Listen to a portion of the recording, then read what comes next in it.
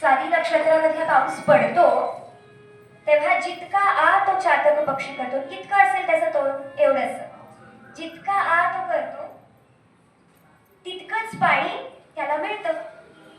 इतके महिने थांबलेला, पूर्ण वर्षभर थांबलेला असा हा चातक पक्षी जितका आ करतो तितकंच मेघ त्याला पाणी देतं. पण तुकोबाराय कसे आहे? या मेघा समानच आहे, किंबहुना या मेघापेक्षाही कृपाळू आहे. मेघेन तर्पिला जो चातक सुदृशित करील आ जितका. आ जितका करेल तितकाच हा चातक त्याला पाणी देईल.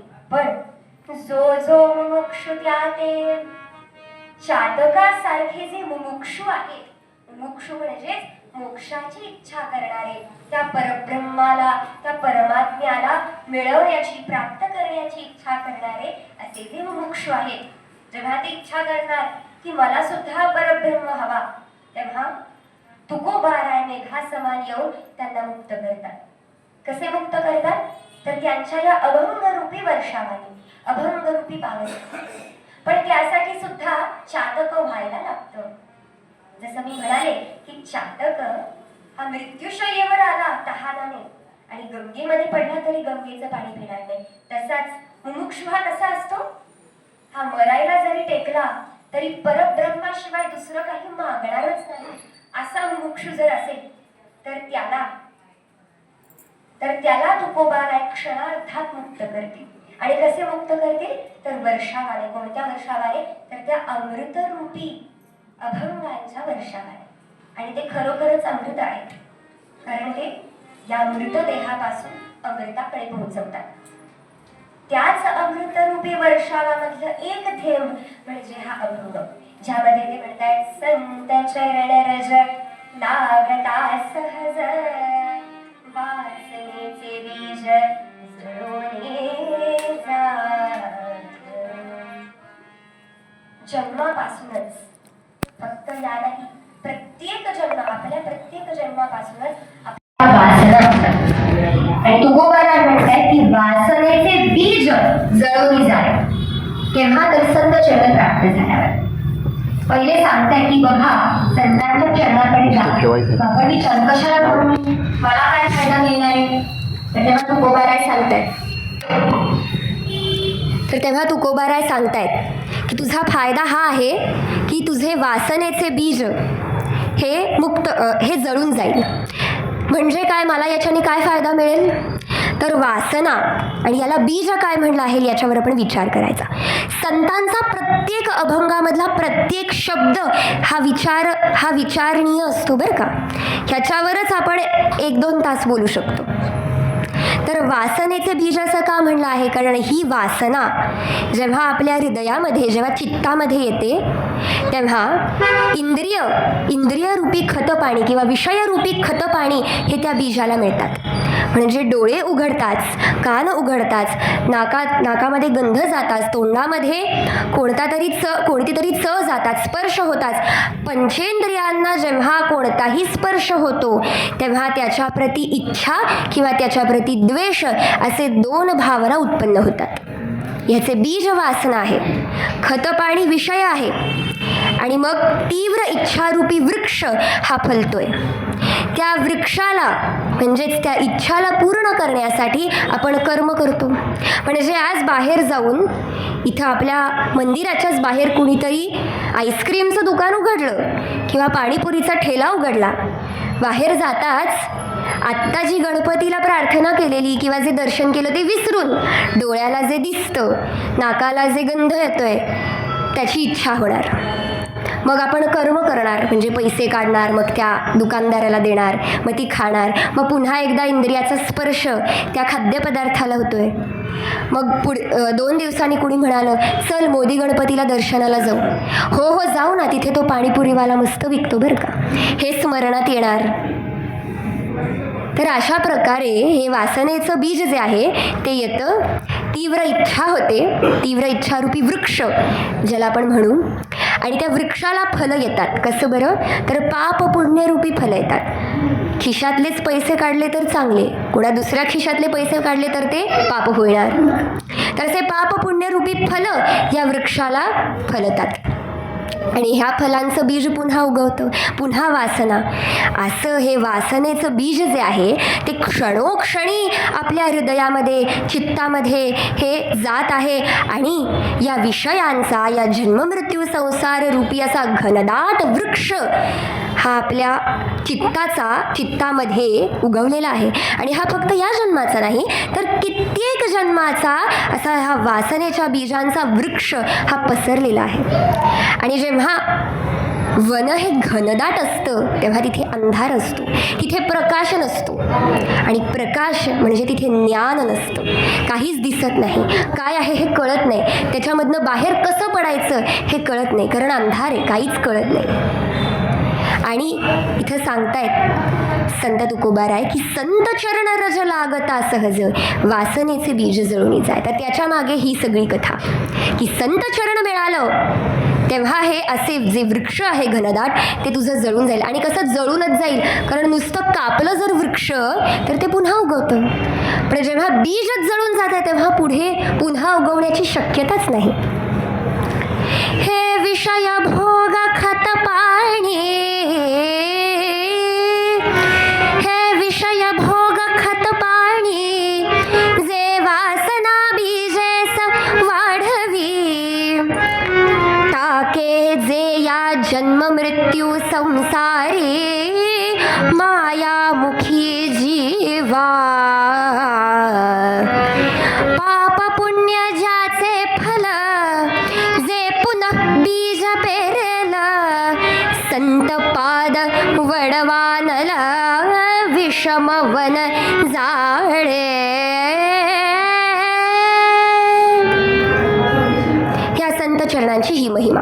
आणि जर आपण ठरवलं की नाही मीच हे जाळतो तर आपल्याला ते काही शक्य नाही, आपल्याला ते काही शक्य नाही, कारण संतांकडे जे आहे ते आपल्याकडे नाही. संतांकडे काय आहे तर संतांकडे रामनाम आहे, संतांकडे रामरूप आहे, संतांकडे रामलीला आहेत, भगवंतांच्या सगळ्या गोष्टी, भगवंतांचं सगळं ज्ञान हे संतांकडे आहे. त्यामुळे त्यांचे चरणरज लागणं म्हणजेच काय तर त्यांच्या शरणागत जाणं. जेव्हा आपण कोणाच्याही चरणांना स्पर्श करतो म्हणजेच त्यांच्या शरणागत जातो. आणि जेव्हा कोणाच्याही आपण शरणागत जातो तेव्हा त्यांच्याकडची असलेली संपत्ती ही त्या शरणागताला मिळून जाते. जसं आपण मातापितांच्या चरणी का पडतो, कारण ते शरणाला जाणे योग्य आहेत म्हणून. मातापितांच्या शरणात आपण जातो म्हणून त्यांच्याकडची असलेली सगळी संपत्ती, भौतिक असो किंवा त्यांच्या हृदयात असलेली संपत्ती, ममता, माया ही आपल्याला मिळते. राजाच्या शरणागत गेलं तर राजा आपल्याला विचारतो तुला काय हवं, राजाकडे जे असतं ते आपल्याला मिळतं. तर ज्याच्या आपण शरणात जातो त्याच्याकडे असलेली संपत्ती ही आपल्याला मिळते. संताच्या शरणी गेलं तर संताकडे असलेली नित्य संपत्ती अशी आपल्याला मिळते, ते म्हणजे रामनाम, भगवंतांचं नाम. आणि ही अशी संपत्ती जी कधीही संपत नाही, कारण इतर कुणाकडे गेलेली, इतर कुणाच्या शरणागत गेलो तर ती संपत्ती संपणार, पण ही जी संपत्ती आहे जो संत एकदा देतो ती कधीही संपणार नाही. म्हणून मीराबाईंना संपत्ती ती मिळाली तिच्या सद्गुरूंकडून आणि म्हणून ती म्हणाली खर्च न खोटे चोर न लूटे, खर्च न खोटे चोर न लूटे, दिन दिन बढ़त भायो, पायो जी मैंने राम रतन धन पायो. अरे मला धन मिळालंय, कुणाचं तर त्या राम रतन धन मिळालंय मला. आणि असं धन जे खर्च न खुटे चोर न लुटे आणि क्षणोक्षणी दिन दिन बढत असं वायो, कधीही न संपणार असं हे धन हे त्या संतांकडे. आणि म्हणून त्यांच्या चरणी जायचं. बरं, आता केवळ चरणी गेलं म्हणजे कुठला तरी संत आला त्याच्या पायी लागलं म्हणजे झालं का, मिळाला का आम्हाला मोक्ष, तर तसं नाही. कारण तुम्ही म्हणाल की नाही आम्ही या दिवशी अमुक अमुक गुरुजींना भेटलो, मला तर काही नाही झालं, मला तर कुठे मोक्ष मिळाला. माझी जी इच्छा होती, माझी पूर्व जी इच्छा होती तीच इच्छा अजूनही माझ्या हृदयात आहे. तर चरण ह्या शब्दाचे अनेक अर्थ आहेत. संस्कृतमध्ये पायांना चरण का म्हणतात, मराठीमध्ये सुद्धा आपण हे शब्द वापरतो. आपण आपण मराठीमध्ये म्हणतो भूमीवर चालणारे जे आहेत त्यांना भूचर म्हणतात. पाण्यामध्ये असणारे जलचर आणि आकाशामध्ये असणारे खेचर. चर म्हणजे जिथे स्थित आहेत असे. आणि हे चरण, ह्या अवयवाला चरण का म्हणतात? कारण हे अवयव आपल्याला कुठल्या तरी जागी स्थित करतंय, कुठल्या तरी जागी आपलं अस्तित्व हे मांडतंय, म्हणून याला चरण म्हणतात. आणि संत चरण, संतांचं अस्तित्व ह्याच जिथे आहे तिथली रज जर आपल्याला लागली, म्हणजेच संत कुठे असतात तर भगवत चरणी, संत कुठे असतात तर तीर्थस्थानी, संत कुठे असतात तर ज्ञानस्थानी. ह्याच स्थानी आपल्याला संतांचा वास, संतांची चर्या दिसते आणि म्हणून संत चरण रज लागता सहज. आणि जेव्हा ते ज्ञान आपल्याला मिळतं तेव्हा वासनेचे बीज जळून जाय. चरणाचा दुसरा अर्थ म्हणजे संस्कृतमध्ये शास्त्रांमध्ये श्लोक असतात आणि श्लोकाच्या अर्धभागाला चरण असे म्हणतात. तुम्ही ऐकलं असेल भगवद्गीताचे पहिला चरण, दुसरा चरण, तर 4 चरण मिळून एक श्लोक बनतो. तर संतांच्या मुखातून नेहमी श्लोक येतात, संतांच्या मुखातून नेहमी शास्त्र येतं आणि म्हणून त्यांच्या मुखातलं शास्त्र जेव्हा आपण जीवनात अंमलात आणू तेव्हा संत चरण रज लागता सहज. तर हा सुद्धा त्याचा अर्थ. आणि तिसरा अर्थ म्हणजे थोडासा पहिल्या अर्थासारखाच आहे तो, पण तिसरा अर्थ म्हणजे संतांचे अनुचरण करणे. त्यांचे चरण जिथे जिथे जातात आणि जिथे चरण जातात तिथे रज पडते, जिथे जिथे जातात तिथे तिथे जाणे म्हणजे सन्मार्गी जाणे. म्हणजे संत जर मोक्षाच्या मार्गाला जात आहेत तर आपणही त्या मार्गाला जाणे, जर संत नामाचा मार्ग सांगतायत तर आपणही त्या मार्गाला जाणे. आधीच्या काळी म्हणजे कलियुगाच्याही आधीच्या युगांमध्ये यज्ञाचा, तपाचा, मग विग्रहपूजा असे मार्ग सांगितले तेव्हाच्या संतांनी. पण कलियुगामध्ये संतांनी कोणते कोणते मार्ग सांगितले? नामाचा मार्ग, कीर्तनाचा मार्ग, नवधा भक्ती सांगितली. तर संत जे मार्ग दाखवतायत म्हणजेच ज्या त्यांच्या चरणांनी ज्या ज्या मार्गांवर चालतायत त्याचं अनुचरण करणे म्हणजे सुद्धा संत चरण रज लागता सहज. आणि सहज बरं का, सहज तुम्ही येऊन या कीर्तनाला बसलात, सहज तुम्ही भगवंतांच्या पाया पडलात, सहज त्या मार्गावर गेलात तरी मार्गाची ओढ लागते. आणि लगेच नाही, सहज म्हणलंय पण लगेच नाही, पण वासनेचे बीज हे जळण्यास सुरू होते. आणि हे घनदाट वन आहे, मोठं आहे, अनेक जन्मांपासून अनेक युगांपासून वाढलेलं हे वन आहे. इतक्या सहजासहजी इतक्या लगेच जळणं शक्य नाही, त्यामुळे धीर लागतो. आणि असं नाही म्हणलं की फक्त एकदा जावं संतांच्या चरणी, नित्य जावं, सहज जावं पण नित्य जावं, तेव्हा कुठे वासनेचे बीज जळून जाय असा. मग आता तुम्ही म्हणाल संत म्हणजे कोण? तर आज संत वेशाचा व्यापार होतोय, भगवन नामाचा व्यापार होतोय. कोणी भगवद्गीतेचे काही श्लोक पाठ केले आणि ते म्हणून दाखवले, कुणी काही सिद्धी, काही निधी हे आपल्याकडे ग्रहण केले आणि काही चमत्कार दाखवले, तर सगळे त्या बाबाची पूजा करायला लागतात. संतांचे लक्षण हे सुद्धा तुकोबाराय आणि ज्ञानदेवांनी सांगितले आहेत. तुकोबाराय म्हणतात, अंतरी निर्मळ वाचे रसाळ, अंतरी निर्मळ वाचे रसाळ, त्याची गळामाळ असो नसो. अहो तो संत, त्याच्या गळी माळ असो नसो, त्याच्या कपाळावर बुक्का असो नसो, पण त्याची वाचा कशी आहे ही बघायला पाहिजे.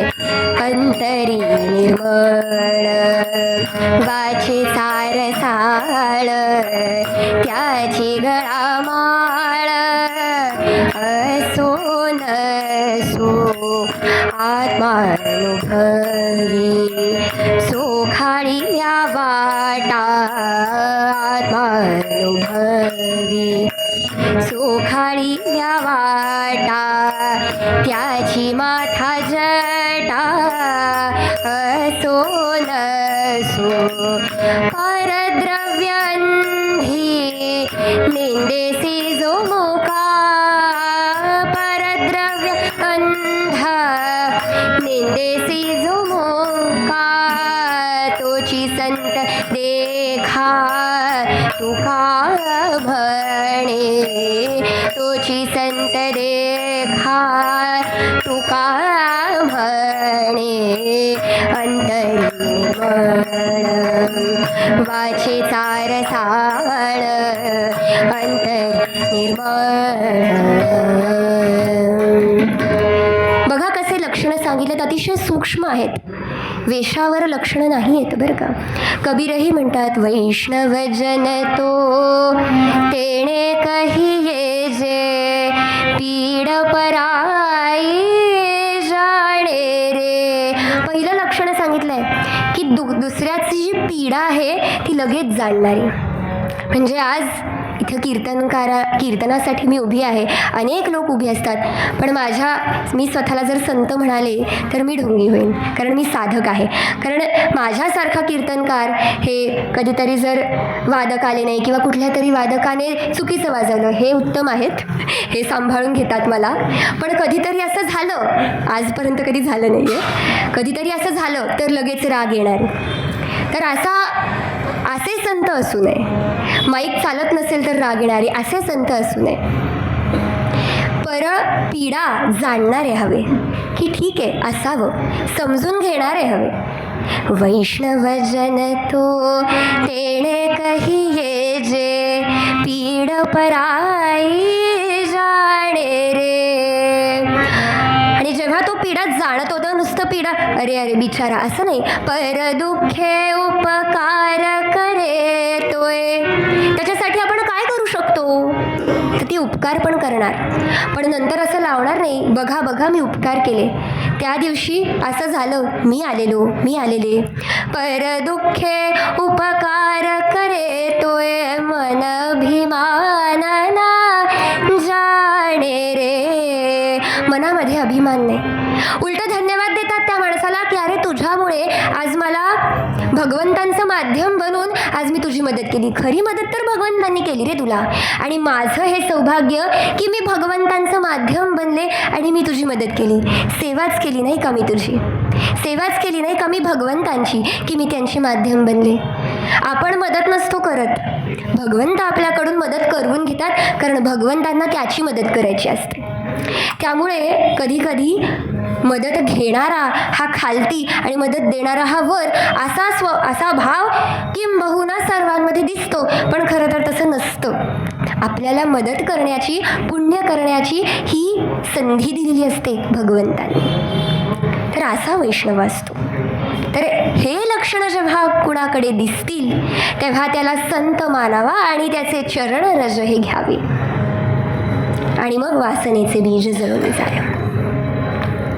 500 वर्षापूर्वी बंगाल प्रदेशामध्ये गौडीय संप्रदायाचा अतिशय प्रसार झाला. त्यांचे मूलभूत आचार्य म्हणजे श्री चैतन्य महाप्रभू, ज्यांचा उल्लेख तुकोबाराय सुद्धा करतात. तुकोबाराय अतिशय पश्चिमाकडे आणि ते पूर्वाकडे, तरीसुद्धा तुकोबाराय करतात. आणि त्याच गौडीय परंपरेमधले संत, त्यांचं नाव श्री हरिदास ठाकूर. देहाने बघायला गेलं तर ते इस्लामी मुसलमान कुळामधले जन्मलेले, पण त्यांचे संस्कार, त्यांची पूर्व सुकृती म्हणा, मागच्या जन्मांची सुकृती म्हणा, त्यांना ह्या गौडीय संतांचा सहवास लाभला आणि ते हरिनामाचे जप करू लागले. इतका जप करू लागले की चैतन्य महाप्रभूंनी त्यांना नामाचार्य ही उपमा दिली. आणि आज सुद्धा गौडीय प्रदेशामध्ये, बंगाल प्रदेशामध्ये जिथे जिथे त्यांचे मठ आहेत तिकडे नामाचार्य हरिदास, नामाचार्य हरिदास असा गजर, असा त्यांचं नाव हे प्रसिद्ध आहे. असे हे संत नामाचार्य हरिदास, त्यांना ते अतिशय निंदित होते. का? कारण मुस्लिमांचा शरीर धारण केलंय, आमचा हरिनाम तू कशाला जपतोस असं हिंदू म्हणायचे. आणि मुस्लिमांचं शरीर धारण करून सुद्धा फकीरांमध्ये असतोस असं मुसलमान म्हणायचे. म्हणून दोघांमध्येही अस्वीकार आणि निंदित असे हरिदास ठाकूर. अतिशय तरुण वयाचे, केवळ 26 वर्षाचे होते. वनामध्ये एकांतामध्ये हरिनाम जप करायचे. दिवसाला 100पेक्षाही अधिक माळ करायचे ते. आणि मंत्र पण गवळीयांचा फार मोठा आहे बरं का. हरे कृष्ण कृष्ण कृष्ण हरे हरे, हरे राम राम राम हरे हरे, असा मोठा आहे तो मंत्र. आपण उलटं म्हणतो, आपण हरे राम म्हणतो, ते हरे कृष्णपासून सुरू करतात. आणि अशा या मंत्रांचा 108 वेळा आणि 192 वेळा ते जप 192 माळा करायचे ते, म्हणजे दिवसभरच जप. म्हणून त्यांचं नाव नामाचार्य. आणि हा असा त्यांचा जेव्हा प्रभाव सगळीकडे पसरू लागला, मुसलमानांमध्ये पण जेव्हा त्यांची चर्चा होऊ लागली, तेव्हा तिथला असलेला जो साहाब होता त्याने त्याच्या दरबारातल्या एका गणिकेला सांगितलं की जा याला भ्रष्ट कर, हा इकडे नाही पाहिजे, याला भ्रष्ट कर, याचं नाव आपल्यापेक्षाही मोठं होतंय आणि ते आता आपल्या पण मुसलमानांमध्ये यायला लागलंय. ती गणिका त्याच्याकडे जाते. रात्रीची वेळ, ती गणिका तरुण, हाही तरुण वनामध्ये एकांतात हा जप करतोय. ती येते तिथे आणि म्हणते की माझी इच्छा आहे. तो म्हणतो थांब, माझं हे नाम आहे ना, माझं व्रत आहे, हे नाम पूर्ण करायचं, हे माझं होऊ दे, मग तुझी जी इच्छा असेल ते मी पूर्ण करतो, बस इथे बस. असं करून जवळच बसवलं तिला. जप पूर्ण केला. पण तेव्हा दिवस आला आणि ती म्हणली की आता तर माझे इतर कामं आहेत, मला काय इकडे थांबता नाही येणार. तर ते म्हणतात ठीक आहे, काही हरकत नाही, मला माफ कर, मी तुझी इच्छा पूर्ण नाही करू शकलो. ती जाते. पुन्हा पुढच्या दिवसाच्या रात्रीला त्यांच्याकडे येते आणि म्हणते की आज माझी इच्छा पूर्ण कराल?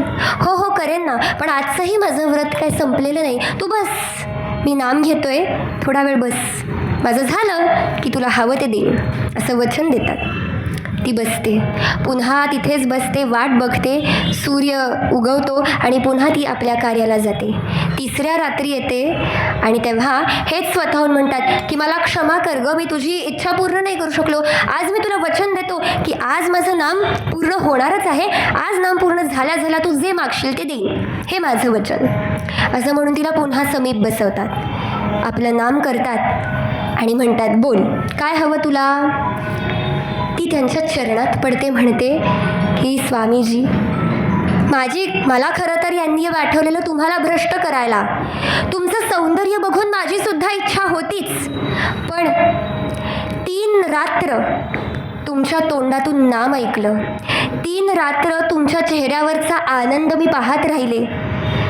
माझे खरं तर उद्देश वेगळे होते तुमच्या चेहऱ्याकडे पाहण्याचे, पण पाहिले मात्र आणि तुमच्या चेहऱ्यावरचा आनंद हा मलाही हवाय अशी माझी इच्छा आहे.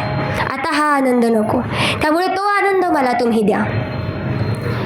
तेव्हा हरिदास ठाकूर हे म्हणतात की पहिले तुला मिळालेलं धन हे दान करून टाक, केशांचं मुंडन कर, तुळशीची सेवा कर आणि ही घे, हा माझा अनुग्रह मी तुला देतो. आजपासून माझ्यासोबत तू 192 वेळा नाम जप कर. असं करून तिला दीक्षा देतात, अनुग्रह करतात त्या गणिकेचा आणि तिथेच तिला कुटीर बांधून ते तिकडनं निघून जातात. आणि ती सुद्धा त्यांच्यासोबत, ती सुद्धा मुसलमानांची गणिका. आणि 3 रात्र फक्त त्यांच्या तोंडातून नाम ऐकला तिने आणि परिवर्तन झालं, हृदय परिवर्तन झालं आणि नामालाही वेश्या लागली. राससंत चरण रज लागता सहज वासनेचे बीज जळोनी जाय. आणि म्हणून हिची अवस्था कशी झाली पुढे तुकोबाराय सांगतायत, मग राम नामे उपजे आवडी, नामामध्ये आवड निर्माण होते आणि रामाचं रूप हे हृदयामध्ये प्रकट होतं. संतांची संपत्ती काय तर त्यांचे अष्टसात्विक विकार, अष्टसात्विक भाव, देवासाठी रडणे, देवासाठी झिजणे, देवासाठी सगळं काही करणे, हीच त्यांची संपत्ती आणि हे हृदयामध्ये येतं. आणि सर्वात मोठी संपत्ती तर त्याचं रूप जे त्या संतांच्या हृदयामध्ये असतं आणि ते रूप ते आपल्या भक्तांना, आपल्या अनुग्रहिकांना देतात आणि तेच रूप हे हृदयामध्ये प्रकट होतं. मग राम नामे उपजे आवडी, सुख घडोघडी वाढू लागे. अहो काय ते सुख सांगावं, जे सुख इथे नाही मिळणार.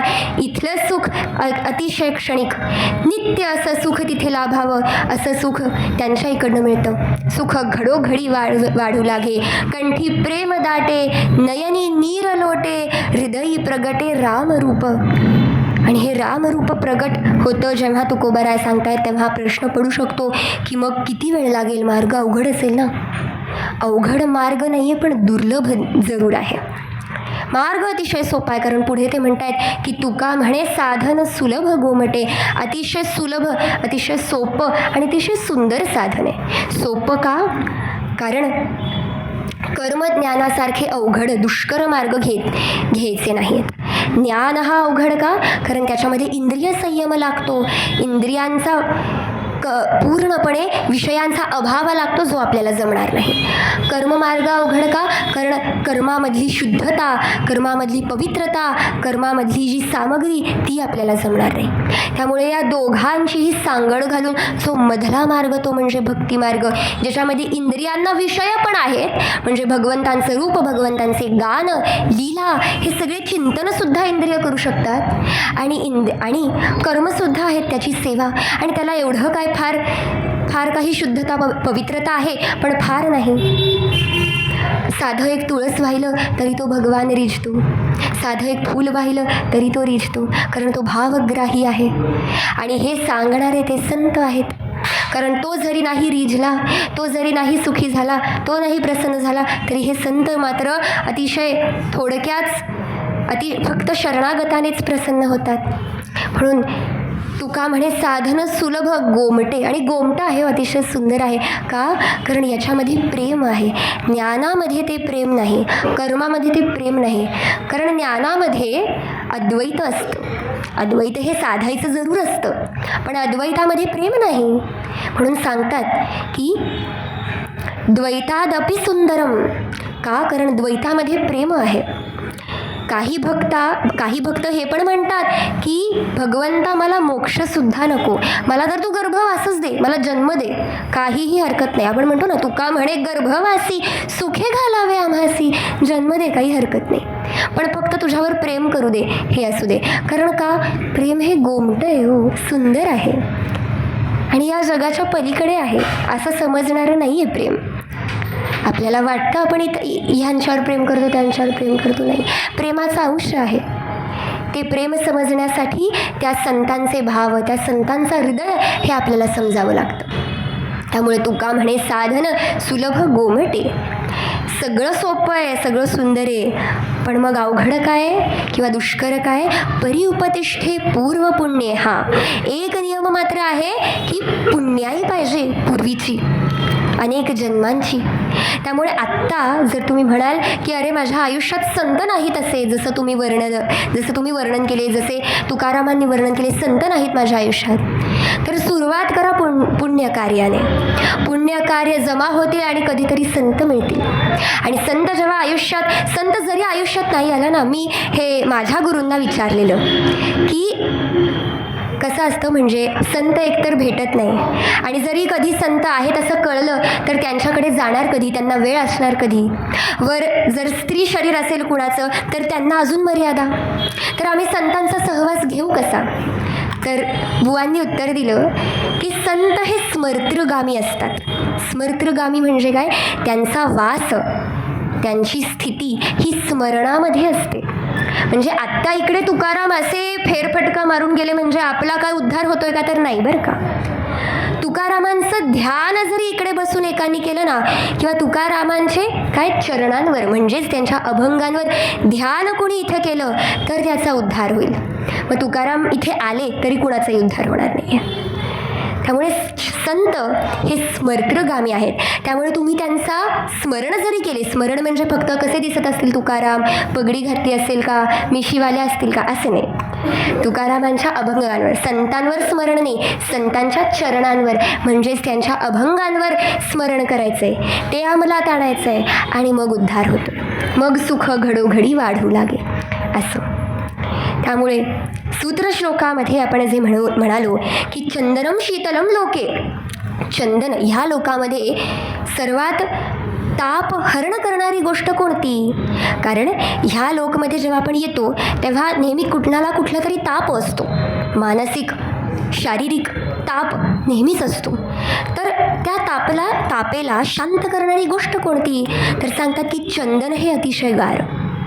बरं, चंदन हे गार वाटलं, पण तरी मला काय समाधान नाही वाटलं. चंदनम शीतलम लोके चंदनादपि चंद्रमा, चंदनापेक्षा गार, चंदनापेक्षा शीतल तो चंद्रमा आहे. बरं, चंद्रमामध्ये पण थांबले, नाही समाधान झालं. मानसिक ताप अजूनच आहे, शरीराला गार करून काय करणार. मग नंतर सांगतायत चंद्र चंदमयोर्मध्ये, चंद्र आणि चंद्रामध्ये सुद्धा शीतला साधू संगतीही. कारण एकदा ती साधू संगत मिळाली, मग शारीरिक ताप काय उरणार आहे, शरीरच सुटून गेलं, मानसिक ताप तर उरणारच नाही. म्हणून शीतला साधू संगती. आणि असं संतांचं गुणगान गात, संतांच्या सहवासाची स्तुती करत तुकोबाराय सारखं सारखं आपल्याला सांगत आहेत.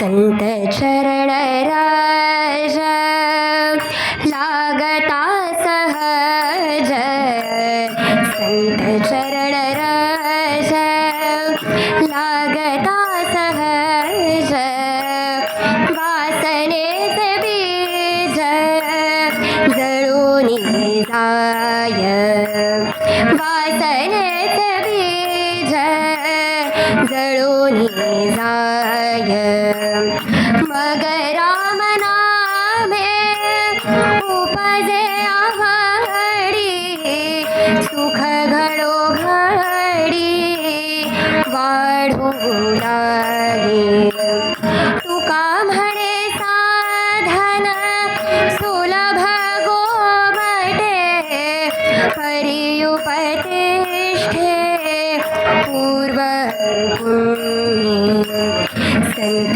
चरण राज लागता सहज, संत चरण राज लागता सहज, लागता सहज, वासनेचे बीज जळून जाय, वासनेचे बीज जळून जाय, वासनेचे बीज जळून जाय. त्याच्यामागे म्हणा श्रीनारायण मध्यम, श्रीनारायण जय नारायण, जय जय नारायण नारायण, श्रीनारायण जय जय नारायण नारायण, श्रीनारायण जय नारायण, जय जय नारायण नारायण. म्हणा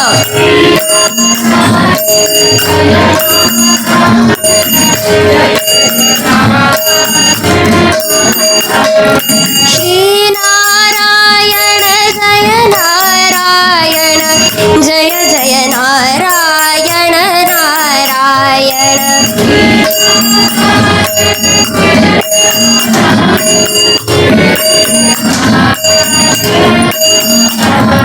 श्रीनारायण जय नारायण, जय जय नारायण नारायण,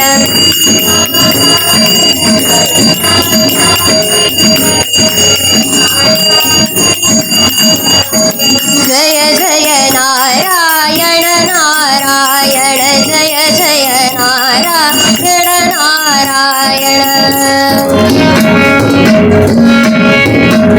जेव्हा सगळ्यांनी समूहाने गायचं असतं तेव्हा एक लक्षात ठेवा की हे जे गाण आहे ते सुख घडोघडी वाढू लागे यासाठीचं गाण आहे. त्यामुळे दिसलं पाहिजे तुमच्या चेहऱ्यावरचा आनंद, मनातली प्रसन्नता. त्यामुळे जोरात गा प्रत्येक कीर्तनाला. कारण जेवढं महत्त्व कीर्तनकाराचं असतं त्याच्यापेक्षा जास्त महत्त्व श्रोत्याचं असतं. ऐकणारच नसेल तर कीर्तनकार काय करणार. तर पहिले म्हणजे तुम्ही सगळे आलात ऐकायला, यासाठी मनःपूर्वक धन्यवाद. सांभाळून घेणारे हे दोघं यांना खूप खूप धन्यवाद. साहिल दादा असला की मी नेहमी निश्चिंत असते, तो आला की असं साहिल दादा असं असतं माझं. आणि हे पण नेहमीच असतात, खूप वेळा साथ दिली आहे, त्यामुळे धन्यवाद खूप. तर सुरू करूयात. बाजार भरलेला संपूर्ण वाळवंटावर आणि असला तसला बाजार नव्हता बरं का, अतिशय विशेष बाजार होता. बहुजन तिथे जमलेली, खूप गर्दी होती तिथे आणि एकाच गोष्टीची घेण तिथे चालू होती. ही जी गोष्ट होती ना, त्याला काही मूल्य नव्हतं बरं का, त्याला एकच मूल्य, ती म्हणजे लालसा, ती म्हणजे श्रद्धा. कशाचा बरं बाजार होता हा? नामाचा बाजार पंढरी, नामाचा बाजार पंढरी, नामाचा बाजार पंढरी, नामाचा बाजार. आणि ते काय विकत घेत होतं? नामची घेता, नामची घेता, नामची घेता, नामची घेता, होतो कुल उद्धार पंढरी, होतो कुल उद्धार पंढरी, नामाचा बाजार पंढरी, नामाचा बाजार पंढरी, नामाचा बाजार. असा हा अतिशय सुंदर बाजार इथे भरलेला. आणि दोन जन, पिता पुत्र यांची जोडी तिथे फिरकत होती बरं का.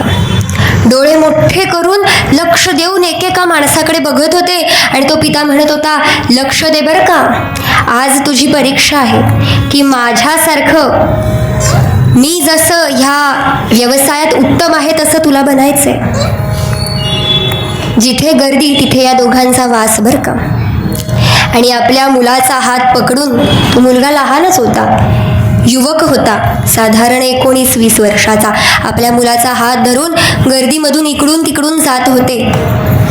आणि अचानक दिसली मंदिराकडे, अचानक बऱ्याच जणांची धावपळ झाली, अतिशय गर्दी मंदिराकडे धावली. हेही त्यांच्या मागे मागे गेले आणि मंदिराच्या गर्दीतून सगळ्यांना बाजूला हटवत हटवत कुठे आपलं काम होतंय का हे बघत बघत आले. आणि सगळी गर्दी बाजूला झाली आणि समोर तो विठ्ठल, काय त्याचं सौंदर्य, डोळे पांढरे पडले यांचे. लक्ष्मीपती बघून नाही, ती लक्ष्मी बघून.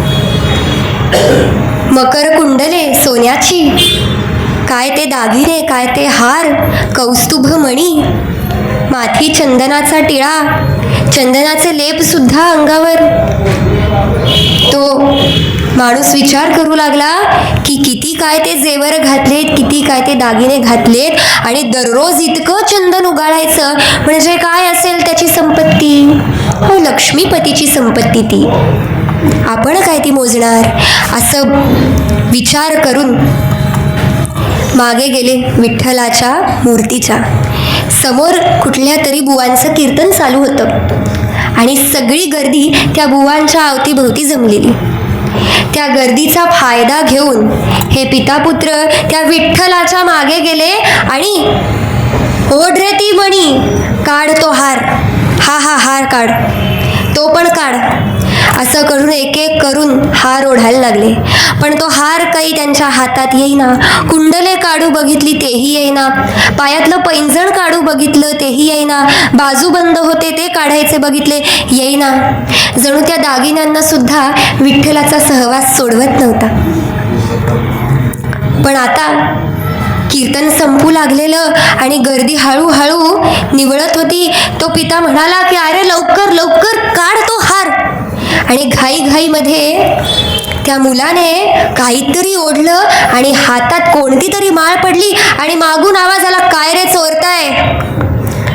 दोघेही पितापुत्र मागे बघितलं आणि ते कीर्तनकार बुवाच तिथे उभे होते. म्हणाले, काय चोरताय. काही बोललेच नाही. काय बोलणार, निशब्द झालेले. हातात बघितलं काय कोणता दागिना पडलाय. वा, उत्तम दागिना पडलाय, तुळशीची माळ होती. घेऊन जा तुमच्यासाठीच आहे. उद्देश कोणताही असो पण हाती चांगली गोष्टी लागली. गोपाल कृष्ण भगवान की जय. हाती चांगली गोष्ट लागली आहे त्यामुळे घेऊन जा. आणि एक लक्षात ठेवा, तुम्ही चोरी पण चोराकडेच करायला आलात. अहो, युगायुगांपासून सगळ्यांची पाप चोरणारा, सगळ्यांची ताप चोरणारा, सर्वस्व चोरणारा तो, त्याच्याकडे तुम्ही त्याचीच लक्ष्मी चोरायला आलात. हे शब्द काहीतरी वेगळेच होते. आणि पहिल्यांदाच आपण जी चोरी केली त्या वस्तूची कोणीतरी स्तुती केली, हे त्या मुलाच्या मनामध्ये काही पचेना. त्यांनी त्या कीर्तनकाराकडे पाहतच राहिला, त्याच्या तेजाकडे पाहतच राहिला आणि वाटलं आपण ह्यांच्या पायी पडावं, म्हणून लोटांगण घातलं आणि ते म्हणाले की उठ, हे बघ आत्तापर्यंत जे काही केलंस ते केलंस, पण तुला संपत्तीच हवी ना रे. अरे तर ती नित्य संपत्ती घे. आयुष्यभर जे जपलंय आणि जे जपलंय असं विठ्ठल नाम मी तुला देतो. म्हण विठ्ठल विठ्ठल, म्हणा विठ्ठल विठ्ठल, विठ्ठल विठ्ठल, विठ्ठल विठ्ठल, विठ्ठल विठ्ठल, विठ्ठल विठ्ठल, विठ्ठल विठ्ठल, विठ्ठल विठ्ठल, विठ्ठल विठ्ठल, विठ्ठल विठ्ठल. जागे आहात म्हणून म्हणायला लावतो, म्हणजे मला ती निश्चिंती. तर असं विठ्ठल नाम त्यांना म्हणायला लावलं. इतक्या प्रेमाने पहिल्यांदाच कुणीतरी त्या मुलाशी बोललं होतं, म्हणून त्याला थोडंसं छान वाटलं, भांबावून गेला आणि तोही विठ्ठल नाम म्हणाला. आपण घेतलेली वस्तू याची स्तुती केली म्हणून ती तुळशीची माळ आपल्या मुठीमध्ये घट्ट धरली, त्या संतांच्या पायावर लोटांगण घातलं आणि दोघेही पितापुत्र निघाले. जसे प्रपंचाच्या मार्गाला निघाले तसाच तो जो मुलाचा बाप होता तो म्हणाला, काय रे ती माळ बीळ घेतले फेकून दे, आज काहीही माल हाती लागला नाही. हो, असं कसं फेकून द्यायचं? पहिल्यांदाच कुणीतरी याचं कौतुक केलंय. अरे हे काही तुळशी माळ घालणं, चंदन लावणं, बुक्का लावणं हे काय आपले लक्षणं नाहीत. फेकून दे ती माळ, पूस तो बुक्का, आपली लक्षणं नाही. मग कोणाची लक्षणं? अरे ती भक्तांची लक्षणं, वैष्णवांची लक्षणं, भक्तांची. मग आपण नाही का भक्त? भक्त होणं वाईट असतं का? नाही रे, आपण भक्त नाहीत, आपण चोर आहोत आणि तोच आपला धंदा आहे. आपण का नाही व्हायचं भक्त? बघा ना, त्यांच्या अवतीभोवती किती गर्दी जमलेली, किती लोक त्यांच्या पाया पडत होते, किती सुंदर होते ते, किती छान गात होते, किती छान आवाज होता. मलाही बनायचंय भक्त, मलाही त्यांच्यासारखी तुळशी माळ घालायची आहे, मलाही त्यांच्यासारखा बुक्का लावायचा आहे, मलाही त्यांच्यासारखं कीर्तन. गपरे, तो काही आपला धंदा नाही. आपला व्यवसाय ही चोरी करणं. नाही, मला नाही करायचंय. अरे मग चोरी कोण करणार, व्यवसाय कोण करणार? तो तुम्ही करा, मी हे करतो की. झालं. त्या संतांची ओढ या मुलाला लागली. पुढच्या दिवशी त्या मुलाचीच घाई, चला ना बाबा पुन्हा जाऊ मंदिरात. याला वाटलं की काल काही माल हाती नाही लागला म्हणून उत्सुकता असेल, उत्साह असेल म्हणून निघाले दोघेही पितापुत्र पुन्हा. त्या वारकऱ्यांमध्ये पण यांना कोणता दागिना मिळणार होता हो? एकच तर तो विठ्ठल कृष्णमणी प्रत्येक वारकरी आपल्या गळ्यात घालून फिरायचे. त्या मणीशिवाय यांना काय मिळणार होतं? तरी सुद्धा तो पिता आपल्या मुलाला घेऊन आला परत. पुन्हा गर्दी जमलेली त्या संतांच्या अवतीभोवती. आणि काय त्या संतांचं सौंदर्य हो! जणू ते संत जणू कमळ, आणि कमळाला लागलेले भृंग असे ते सगळे भक्त, ते सगळे श्रद्धाळू. आणि जसं ते कमळ उमलायचं, जसं कमळ उमलतं तसंच सगळे भृंग येतात. जसं ते संत त्या मंदिरामध्ये पाय ठेवायचे तसंच ते सगळे भृंगरूपी जन त्यांच्या अवतीभोवती गोळा व्हायचे. आणि भृंग का अवतीभोवती येतात? त्या कमळातलं अमृत प्यायला. आणि ह्या संतांकडचं हरिनामामृत प्यायला हे सगळे भक्त आलेले. गोपाल कृष्ण भगवान की जय. ते हरिनामामृत पान करण्यासाठी हे सगळे भृंग रोज येत. आणि आता तो मुलगा सुद्धा ह्या भृंगांमधला एक झालेला. जसं ते संत दिसले तसं बाबांचा हात सोडला आणि पळाले. बाबांना वाटलं की कदाचित कुठला तरी मोठा शेठ दिसला असेल, गेला असेल चोरी करायला, जाऊ दे शिकेल काहीतरी. आणि हे दुसरीकडे गेले. हा गेला आणि पुन्हा अतिशय उत्सुकतेने उत्साहाने त्या संतांच्या चरणात बसला आणि ते गाऊ लागले, कीर्तन करू लागले. कोण होते हे संत? कोणी इकडचे तिकडचे नाही, असे संत ज्यांच्या कीर्तनात स्वयं नारायणच यायचा.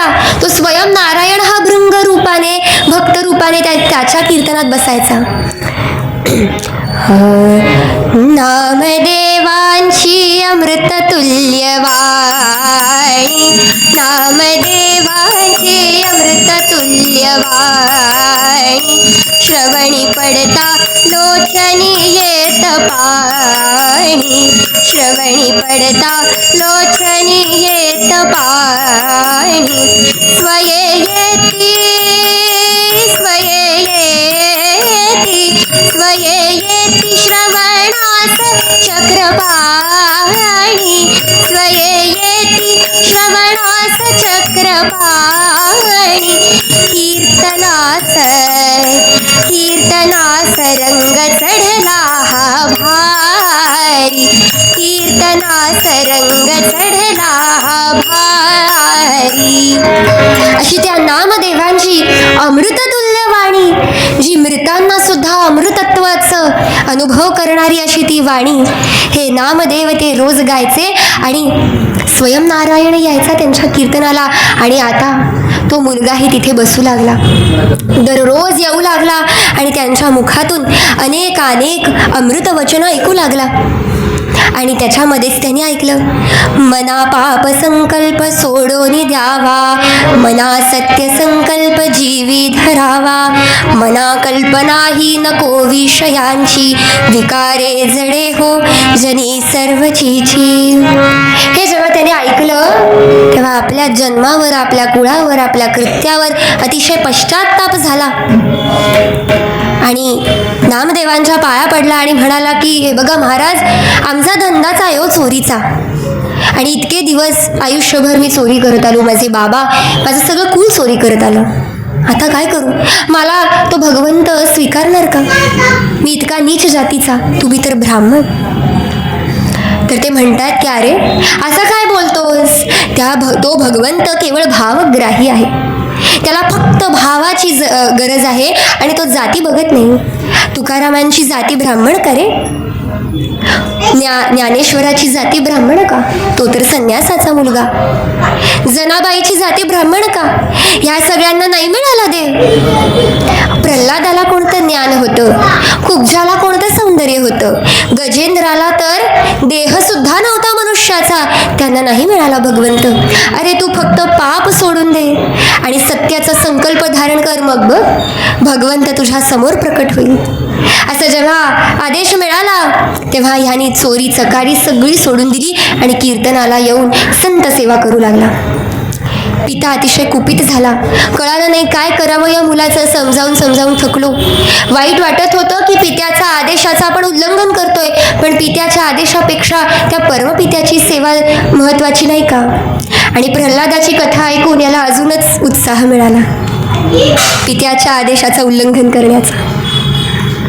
तर ह्याला गृहस्थीमध्ये पाठवलं की आता तरी सुधारेल, पण नाही, चोरी केली नाही. पण शेवटी आता मृत्यूशय्येवर ह्याचे पिता होते आणि म्हणाले की हे बघ हरिपाला, आज तुझ्यासाठी जेवढं केलं ते आयुष्यभर केलं, पण आता हे सगळं भांडवल आहे मी तुझ्या हातात सोपवतो. हातात परशु, धनुष्यबाण, तलवार दिली आणि देह सोडला. आता प्रश्न पोटापाण्याचा होता, काय करावं कळेना. भगवंतांकडे उत्तरं मिळतील अशी श्रद्धा घेऊन हरिपाल निघाला मंदिराकडे आणि पुन्हा कुठलं तरी कीर्तन चालूच होतं. तिथे बसला आणि उत्तर मिळालं, कारण बुवा म्हणत होते, यदा यदा हि धर्मस्य ग्लानिर्भवति भारत अभ्युत्थानमधर्मस्य तदात्मानं सृजाम्यहम्. भगवंत प्रत्येक युगामध्ये दुष्टांचा नाश करण्यासाठी अवतरित होत. दुष्टांचा नाश हे जर भगवंतांचं कार्य आहे, मग ते मी का नाही करावं, असा विचार हरिपालाच्या मनात आला. आणि मग त्यानेच असा संकल्प घेतला की दुष्टांना आपण लुटावं आणि चांगल्यांची सेवा, संतांची, सज्जनांची सेवा करावी. असा संकल्प केला. आता दुष्ट म्हणजे कोण, तर जो विठ्ठल नाम नाही घेत तो दुष्ट. त्यामुळे आता पुन्हा एकदा एवढ्या वर्षानंतर हातात तलवार, धनुष्य, बाण सगळे घेतलं आणि झाडावर जाऊन बसला. आता बघतोच मी कोण दुष्ट येतोय, त्याला लुटावं. आता तिकडे कोणीतरी येत आणि त्याच्या समोर हा जात आणि तलवार अशी उभी करत आणि विचारत, काय रे, विठ्ठल नाम जपतोस का, विठ्ठल म्हणतोस का? आणि जर नाही हे उत्तर आलं तर त्याला पूर्णपणे लुटून टाकायचं. आणि जर गळ्यात तुळशीची माळ बघितली तर तलवार, धनुष्यबाण खाली आणि हरिपाल त्यांच्या चरणात, अशी त्याची अवस्था. आता ही खबर, हरिपालाची ही सगळी खबर ही संपूर्ण गावात पोचली आणि सगळ्यांना कळलं की हां, आता या मार्गाला जायचं असेल तर आपल्याला विठ्ठल म्हणायला लागेल. त्यामुळे आता जे कोणी त्या मार्गाला जात, तो दुष्ट असे, भक्त असे, अभक्त असे, तो विठ्ठल विठ्ठल विठ्ठल विठ्ठल असे म्हणत म्हणतच जाईल. त्यामुळे हरिपालाच्या या सवयीमुळे, या कार्यामुळे दुष्टांच्याही मुखामध्ये विठ्ठल विठ्ठल विठ्ठल असं आलं. पण आता झालं असं की पोटा पाण्याचं काय, घरी बायको पण होती, त्या सगळ्याचं बघायचं होतं. अनेक दिवस उपवाशी जायचे. अतिशय आठवड्यातनं 1-2 दिवस काहीतरी खायला मिळायचं आणि एक दिवस तर अजिबातच काही खायला मिळालं नाही. कोणी आलंच नाही त्या मार्गावर. संध्याकाळची वेळ झाली आणि लांबून दिसलं की कोणीतरी येत होतं. आशाचे किरण जागे झाले आणि धनुष्यबाण सज्ज झाला आणि जसे जसे ते जवळ येऊ लागले तसा हातामध्ये भगवा झेंडा दिसला. नामाचं गजर ऐकू यायला लागलं. जय जय राम कृष्ण हरी, जय जय राम कृष्ण हरी, जय जय राम कृष्ण हरी, जय जय राम कृष्ण, असा गजर ऐकू यायला लागला. आणि इतका उपवास घेऊन सुद्धा, इतकं सगळं धनहीनता असून सुद्धा हातातले सगळे अस्त्र खाली टाकले आणि दंडवत तिकडेच घातला. जेव्हा ती संत मंडळी हरिपालाच्या जवळ आली आणि त्याला उठवलं, तेव्हा तोंड वर केलं तर दिसले तर आपलेच गुरु नामदेव महाराज. डोळ्यातून अश्रू पडायला लागले घळाघळा आणि सांगितलं, म्हणाला की तुम्ही माझे गुरु, तुमच्या कीर्तनाने माझी ही अवस्था झाली आहे बघा, आज मी अत्यंत सुखी आहे. अवस्था खरं तर वेगळीच होती, पण काय म्हणाला हरिपाल, अत्यंत सुखी आहे. कारण मग राम नामे उपजे आवडी, सुख घडोघडी वाढू लागे. देह भान नव्हता ना, म्हणून अत्यंत सुखी आहे. तुम्ही माझ्या घरी या, माझ्या घराला तुमच्या चरणांनी पावन करा, तुमच्यासाठी प्रसाद बनवतो मी. स्वतःकडे काही खायला नव्हतं, पण म्हणतोय तसा तुमच्या सगळ्यांसाठी प्रसाद बनवतो. आणि फक्त नामदेव नव्हते, तर जिथे नाम तिकडं ज्ञान सुद्धा, आणि ते ज्ञान जनी आलं तर मुक्ताची काय, असे हे सगळे होते. कळलंच असेल कोण कोण होत.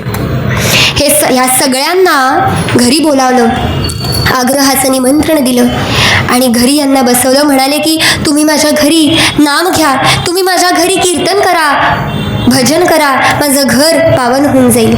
आणि आपल्या पत्नीला सांगितलं, बघ ना काहीतरी असेल तर कर ना यांच्यासाठी, आज सुवर्ण अवसर आपल्या दोघांनाही प्राप्त झालाय.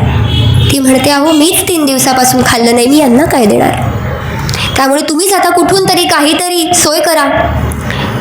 तर हरिपाल म्हणाला की तुम्ही इथे काही वेळ भजन करत बसा, मी हा गेलो आणि हा आलो. भगवंतांना प्रार्थना केली की भगवंत, अरे माझ्यासाठी नाही विठ्ठला, निदान तुझ्या भक्तांसाठी तरी मला काहीतरी भोजनाची व्यवस्था करून दे. असा करून सगळे आपले अस्त्रशस्त्र गोळा करून गेला, पुन्हा झाडावर बसला, वाट बघू लागला की कोणता श्रीमंत येतोय का. आणि तसंच झालं. लांबून मोठी बैलगाडी येत होती, त्यात मोठा शेठ बसलेला, त्याची मोठी शेठाणी बसलेली. आणि आनंद झाला. खाली उतरला आणि म्हणाला, काय रे विठ्ठल नाम जपतोस का, पांडुरंग माहिती आहे का कोण येते, कधी पंढरपूर गेलायस का, कधी पाहिलंय का ते पंढरपूर आणि तो विटेवरचा शारंगधर. तो म्हणतो, हमें नहीं पता कौन विठ्ठल, हम तो द्वारिकाधीश को जानते हैं, हमें विठ्ठल नहीं पता. आता या हरिपालाला केवळ विठ्ठल पांडुरंग हीच नावे माहिती होती, त्याला द्वारकाधीश काय माहीत नाही. तर तो म्हणतो, काय तू विठ्ठलाचं नाव घेत नाहीस, मी तुझा प्राण घ्यायला आलोय, मी तुला लुटायला आलोय, तुला काय माझा प्राण स्वस्त वाटला का.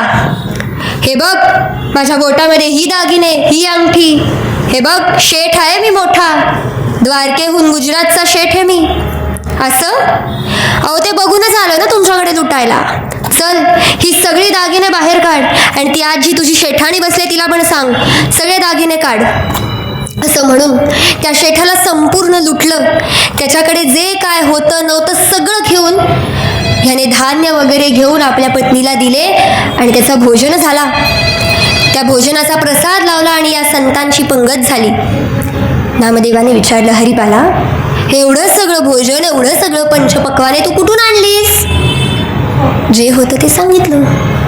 ते म्हणाले, हे बघ, हे पाप आहे, आम्ही हे काही खाऊ नाही शकत. ते म्हणाले, असं कसं? माझा हाच धंदा, माझा हाच धर्म, चोरी कार्याशिवाय मी तर काय करणार? मी अजून कुठलं काहीच करू शकत नाही भोजनाची व्यवस्था. मग ते म्हणाले की नाही, हे जरी असलं तरी आम्ही हे अन्न खाऊ नाही शकत, हे चोरीचं अन्न आहे. मला सांग, कुणाला लुटलंस तू? अरे भक्ताला नाही, तू अभक्ताला लुटलंस म्हणजे त्याला दुःख अजूनच झालं असेल ना. कोणाच्या तरी दुःखाचं अन्न आम्ही खाणार म्हणजे आम्हाला ते पाप नाही? सांग, कुणाला लुटलंस? कुठे आहे तो? दाखव, आम्ही त्याचं सगळं धन जेवढं आम्हाला हो तेवढं आम्ही परत करू, त्यालाच भोजनाला घाल खरं तर. असं म्हणून हरिपाल त्यांना घेऊन गेला. असेल तो शेठ इथेच असेल, त्याची बैलगाडी काय फार पुढे नाही गेली. असं म्हणून ते सगळे त्या मार्गावर जातात आणि हरिपालही मागून येतो. तर बघतो तर आपले सगळे गुरुवर हे दंडवती घालत आहेत आणि कळत नाहीये समोर कोण आहे. म्हणाले की महाराज, काय झालं? माझी अजून काही चूक झाली का? ते उठले, म्हणाले की अरे वेड्या, कुणाला लुटलास? अहो, तो शेठ नाही, अरे बघ, साक्षात परब्रह्माला तू लुटलंस. वर पाहिलं तर त्या बैलगाडीच्या जागी गरुड होता, शेठाणीच्या जागी साक्षात रुक्मिणी देवी आणि शेठच्या जागी साक्षात तो कमरेवर हात ठेवून विठ्ठल होता. डोळ्यातून घळाघळा अश्रू पडू लागले आणि हरिपाल खाली पडला, अक्षरशः पडला आणि म्हणाला की माफ कर देवा, पण मी ओळखू नाही शकलो तुला. देव हसत म्हणाले, काय रे हरिपाला, नवीन तुळशीची माळ आणली आहे, हवी आहे का अजून एक? तू माझ्याकडे प्रथम इच्छेने आलेला चोरीच्या आणि आज तुझी इच्छा पूर्ण झाली बघ, मला लुटलंस तू. असं म्हणून देव तिकडनं अंतर्धान झाले आणि नामदेवच आता नामदेव, ज्ञानदेव हे सगळे हरिपालाच्या चरणी जाऊ लागले की अरे, जे आम्हाला पंढरपूरमध्ये वास करून शक्य झालं नाही ते तुला इथे या वनामध्ये वास करून शक्य झालं. त्या परमचोराला तू लुटलंस रे आज. आणि हरिपाल म्हणाले की हे बघा, हे काही माझ्याकडनं शक्य नाही, तो देव हा तुमच्या भोजनाकरिता लुटला गेला. तो माझा भाव नाही, तो तुमचा भाव होता जो माझ्या हृदयामध्ये तुम्ही मला दिला. आठवतंय ना, मी चोरी करायला आलेलो पण तुम्ही मला विठ्ठल नाम घ्यायला सांगितलं. तुमच्या चरणाची रज माझ्या मस्तकावर लागली, तुमचे बोल माझ्या कानात पडले आणि म्हणून आज विठ्ठलाच्या दर्शनाचे सौभाग्य हे मला लाभले. त्यामुळे आणखी काही मला नको, काही धन नको, काही इतर साधन नको, मला केवळ एकच मागणं आहे, ते म्हणजे विठ्ठला, नामदेवा, महाराज मला साधू संग हा सदा घडू. आणि हेच मागणं तुकाराम सुद्धा मागतायत आणि सांगतायत, संत चरण राजा लागता सहज, संत चरण राजा लागता सहज, वासनेचे बीज जडून जाय, वासनेचे बीज जडून जाय, संत चरण राजा लागता सहज, संत चरण राजा लागता सहज. झालेली कीर्तन सेवा भगवंत चरणी अर्पण करतो.